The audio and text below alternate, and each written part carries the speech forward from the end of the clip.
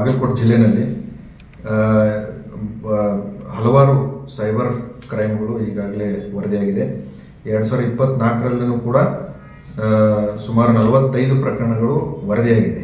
ಮತ್ತು ನಮ್ಮಲ್ಲಿ 1930 ಅಂತ ಹೇಳಿ ಒಂದು ಸಹಾಯವಾಣಿ ಇದೆ. ಆ ಸಹಾಯವಾಣಿಗೆ ಪ್ರತಿನಿತ್ಯ 4 ರಿಂದ 5 ಕರೆಗಳು ಬರ್ತಾ ಇದೆ.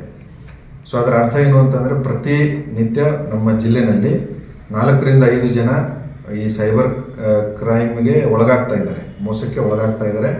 ಇದು ವರದಿ ಆಗ್ತಕ್ಕಂಥದ್ದು. ಇನ್ನು ವರದಿ ಆಗದಿರ್ತಕ್ಕಂಥದ್ದು ಬಹಳಷ್ಟು ಇರುತ್ತೆ.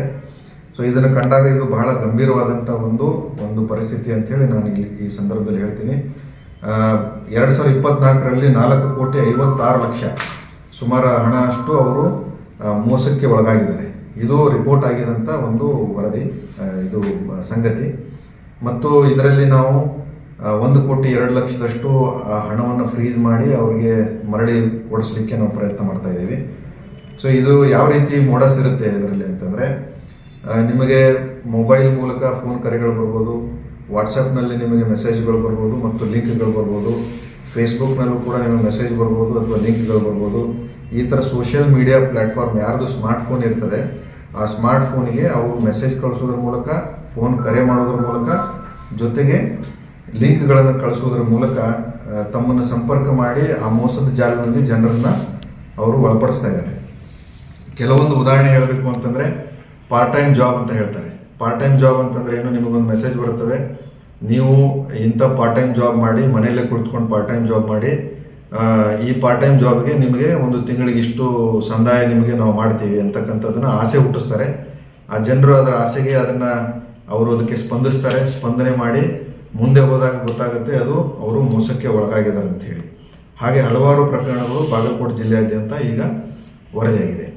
ಜೊತೆಗೆ ಟ್ರೇಡಿಂಗ್ ಆಫ್ ಶೇರ್ಸ್ ಅಂದರೆ ನೀವು ಆನ್ಲೈನ್ ಶೇರ್ ಖರೀದಿ ಮತ್ತು ಮಾರಾಟ ಮಾಡುವಂಥ ಒಂದು ಆ್ಯಪು ಇದೆ. ಅದರಲ್ಲಿ ನಿಮಗೆ ಒಳ್ಳೆಯ ನಿಮಗೆ ರಿಟರ್ನ್ ಸಿಗುತ್ತೆ, ಇದನ್ನು ಮಾಡಿ ಅಂಥೇಳಿ ಆ ಥರದ್ದು ಮೆಸೇಜ್ಗಳೆಲ್ಲ ಬರ್ತದೆ. ಆವಾಗ ಅದನ್ನು ಆ್ಯಪನ್ನು ಡೌನ್ಲೋಡ್ ಮಾಡಿಕೊಂಡು ನಂತರ ನೀವು ಒಂದು ವೇಳೆ ಶೇರ್ನಲ್ಲಿ ಇನ್ವೆಸ್ಟ್ ಮಾಡಲಿಕ್ಕೆ ಹಾಗೆ ಮುಂದೆ ಹೆಜ್ಜೆ ಇಟ್ಕೊಂಡು ಹೋಯಿತು ಅಂತಂತಂದರೆ ಸಾಕಷ್ಟು ಜನ ಇದರಲ್ಲೂ ಕೂಡ ದುಡ್ಡನ್ನು ಕಳ್ಕೊಂಡಿದ್ದಾರೆ. ಯಾವುದೇ ಒಂದು ಫೇಕ್ ಆ್ಯಪ್ನ ನೀವು ಅಸೆಸ್ ಮಾಡಿ ನೀವು ಅದನ್ನು ಹಾಕ್ಕೊಳ್ಬೇಕಾಗ್ತದೆ. ಯಾವುದೇ ಕಾರಣಕ್ಕೂ ಕೂಡ ಆಸೆ ಆಮಿಷಕ್ಕೆ ಒಡ್ಡಿ ನೀವು ಹೆಚ್ಚಿನ ಒಂದು ದುಡ್ಡನ್ನು ಕಳ್ಕೊಳ್ಳುವಂಥ ಪರಿಸ್ಥಿತಿ ಬರಬಾರದು ಅನ್ನುವಂಥದ್ದು ಒಂದು ನಿಟ್ಟಿನಲ್ಲಿ ಒಂದು ಮಾತಿದೆ. ನೆಕ್ಸ್ಟು ನಿಮಗೆ ಉಡುಗೊರೆ ಬಂದಿದೆ, ಉಚಿತ ಒಂದು ಯಾವುದೋ ಮೊಬೈಲ್ ಬಂದಿದೆ, ನಿಮಗೆ ಬೇರೆ ದೇಶದಿಂದ ಈ ಥರದ್ದು ಒಂದು ಯಾವುದೋ ಉಡುಗೊರೆ ಬಂದಿದೆ ಅಂತೇಳಿ ಮೆಸೇಜ್ ಬರ್ತದೆ.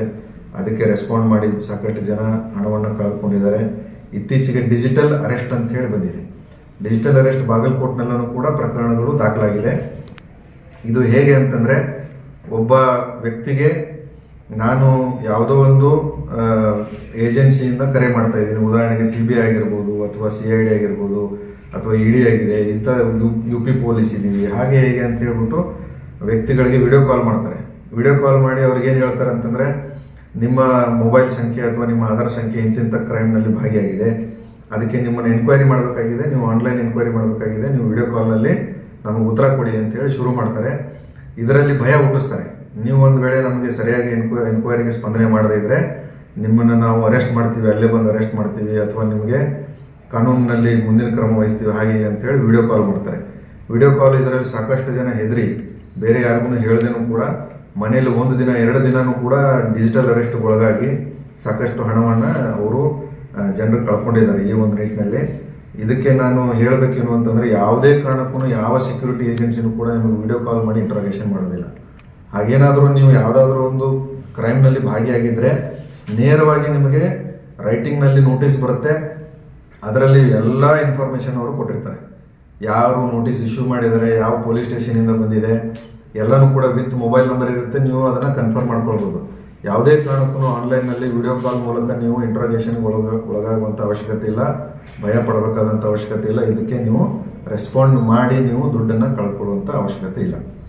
ಅದೇ ರೀತಿ ಬಿಸ್ನೆಸ್ ಫ್ರಾಡ್ ಮಾಡ್ತಾರೆ. ಎಷ್ಟೋ ಜನ ಗೊತ್ತಿರುತ್ತೆ, ಇವರು ಕೆಲವು ಜನ ಕೆಲವೊಂದು ಬಿಸ್ನೆಸ್ ಮಾಡಲಿಕ್ಕೆ ಉತ್ಸುಕರಾಗಿರ್ತಾರೆ. ಈ ಥರದ ಒಂದು ಡೀಲರ್ಶಿಪ್ ಇದೆ, ಯಾವುದೋ ಒಂದು ಪ್ರತಿಷ್ಠಿತ ಕಂಪ್ನಿಯ ಹೆಸರನ್ನು ತೆಗೆದುಕೊಂಡು ನಿಮಗೆ ಈ ಒಂದು ಕಂಪ್ನಿ ಡೀಲರ್ಶಿಪ್ ಕೊಡಿಸ್ತೀವಿ, ಆ ಒಂದು ಕಂಪ್ನಿಯ ಡೀಲರ್ಶಿಪ್ ಕೊಡಿಸ್ತೀವಿ ಅಂತ ಹೇಳಿ ಅದರಲ್ಲೂ ಕೂಡ ಜನ ದುಡ್ಡು ಹಾಕಿಸ್ಕೊಂಡು ಮೋಸ ಮಾಡ್ತಾ ಇದ್ದಾರೆ. ಅದಕ್ಕೂ ಕೂಡ ಆನ್ಲೈನ್ ಯಾವುದೇ ಕಾರಣಕ್ಕೂ ಕೂಡ ನೀವು ನಂಬಕ್ಕೆ ಹೋಗಬೇಡಿ. ಮತ್ತು ಅದನ್ನು ಪೂರ್ಣ ರೂಪದಲ್ಲಿ ನೀವು ವೆರಿಫೈ ಮಾಡಿ, ನೀವು ಒಂದು ಬಾರಿ ಫಿಸಿಕಲ್ ಆಗಿ ಅದು ಯಾವ ಜಾಗದಿಂದ ಬಂದಿದೆ ವಿಸಿಟ್ ಮಾಡಿ, ಅಷ್ಟು ಮೀರಿ ನಿಮ್ಗೆ ಏನಾದರೂ ಇದರಲ್ಲಿ ಸಂಶಯ ಇತ್ತು ಅಂತಂದರೆ ಹತ್ತಿರದಲ್ಲಿರ್ತಕ್ಕಂಥ ಪೊಲೀಸ್ ಠಾಣೆಗೆ ಹೋಗಿ ಈ ಥರ ಮಾಹಿತಿಯನ್ನು ನೀಡಿ ಅದು ನಿಮಗೆ ಖಾತ್ರಿ ಆದಮೇಲೆ ಮುಂದುವರಿದೆ. ಇಲ್ಲ ಅಂತಂದರೆ ದುಡ್ಡು ಕಳ್ಕೊಳ್ಳುವಂಥ ಪ್ರಸಂಗವನ್ನು ನೀವು ಎದುರಿಸಬೇಡಿ. ನಂತರ ಇತ್ತೀಚೆಗೆ ಕೆಲವೊಂದು ಪ್ರಕರಣಗಳು ದಾಖಲಾಗಿದೆ. ಅದೇನು ಅಂತಂದರೆ ಒಂದು APK ಫೈಲನ್ನು ನಿಮಗೆ ಕಳಿಸ್ಕೊಡ್ತಾರೆ. ಅದು ಕೆಲವೊಂದು ಸಂದರ್ಭದಲ್ಲಿ ನೀವು ಗೊತ್ತಾಗದೇನೋ ಅಥವಾ ಗೊತ್ತಿಲ್ಲದೇನೋ ನೀವು APK ಫೈಲ್ ಅದನ್ನು ನೀವು ಪ್ರೆಸ್ ಮಾಡಿದ್ರಿ ಅಂತಂದರೆ ನಿಮ್ಮ ಮೊಬೈಲ್ ಕಂಪ್ಲೀಟಾಗಿ ಹ್ಯಾಕ್ ಆಗಿ ಯಾರು APK ಫೈಲ್ ಕಳಿಸಿರ್ತಾರೆ ಆ ಮೊಬೈಲ್ಗೆ ನಿಮ್ಮ ಕಂಪ್ಲೀಟ್ ಕಂಟ್ರೋಲ್, ನಿಮ್ಮ ಮೊಬೈಲ್ ಕಂಟ್ರೋಲ್ ಅವರಿಗೆ ಹೋಗ್ಬಿಡ್ತದೆ. ಆವಾಗ ನಿಮ್ಮ ಆ ಮೊಬೈಲ್ನಲ್ಲಿರ್ತಕ್ಕಂಥ ಬ್ಯಾಂಕಿಂಗ್ ಆ್ಯಪ್ ಮೂಲಕ ಅವರು ಹಣವನ್ನು ನಿಮ್ಮ ಅಕೌಂಟಿಂದ ಅವರ ಅಕೌಂಟಿಗೆ ವರ್ಗಾವಣೆ ಮಾಡ್ತಾರೆ. ನಿಮ್ಮ ಮೊಬೈಲ್ಗೆ OTP ಬಂದರೆ ಅವ್ರಿಗೂ ಕೂಡ OTP ಬರುತ್ತೆ. ನಿಮ್ಮ ಮೊಬೈಲ್ಗೆ ಯಾವುದಾದ್ರೂ ಇನ್ಫಾರ್ಮೇಷನ್ ಬಂದರೆ ಅವ್ರ ಮೊಬೈಲ್ಗೆ ಇನ್ಫಾರ್ಮೇಷನ್ ಬರುತ್ತೆ.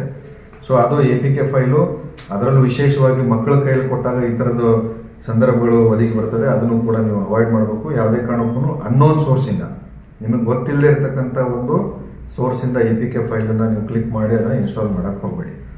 ಮತ್ತು ಇನ್ನೊಂದು ಏನಂತಂದರೆ, ನಿಮಗೆ ವಿಡಿಯೋ ಕಾಲ್ ಬರ್ತದೆ. ವಿಡಿಯೋ ಕಾಲ್ನಲ್ಲಿ ನೀವು ರಿಸೀವ್ ಮಾಡ್ತೀರಿ. ವಿಡಿಯೋ ಕಾಲ್ ರಿಸೀವ್ ಮಾಡಿದ ತಕ್ಷಣ ಆ ಕಡೆ ಇರ್ತಕ್ಕಂಥ ವ್ಯಕ್ತಿ ನಿಮಗೆ ಕಾಣೋದಿಲ್ಲ. ಒಂದು 2-3 ಸೆಕೆಂಡು ಅಥವಾ ಒಂದು 4-5 ಸೆಕೆಂಡ್ ನೀವು ವಿಡಿಯೋ ಕಾಲ್ ನೀವು ಆ್ಯಕ್ಟಿವ್ ಇಟ್ಟು ನಂತರ ಅದನ್ನು ಡಿಸ್ಕನೆಕ್ಟ್ ಮಾಡ್ತೀರಿ. ಮಾಡಿ ಆದಮೇಲೆ ನಿಮಗೆ ಒಂದು ವಿಡಿಯೋ ಮೆಸೇಜ್ ಕಳಿಸ್ತಾರೆ. ಅದರಲ್ಲಿ ಏನಿರುತ್ತೆ, ನೀವು ವಿಡಿಯೋ ಕಾಲ್ ಮಾಡಿದಾಗ ನಿಮ್ಮ ಫೋಟೋ ಅವರಿಗೆ ಅದು ರೆಕಾರ್ಡ್ ಮಾಡಿರ್ತಾರೆ. ಅವರು ತಮ್ಮ ಒಂದು ವಿಡಿಯೋ ಕಾಲ್ನಲ್ಲಿ ಇರ್ತಕ್ಕಂಥ ಅದನ್ನು ಮಾರ್ಫ್ ಮಾಡಿ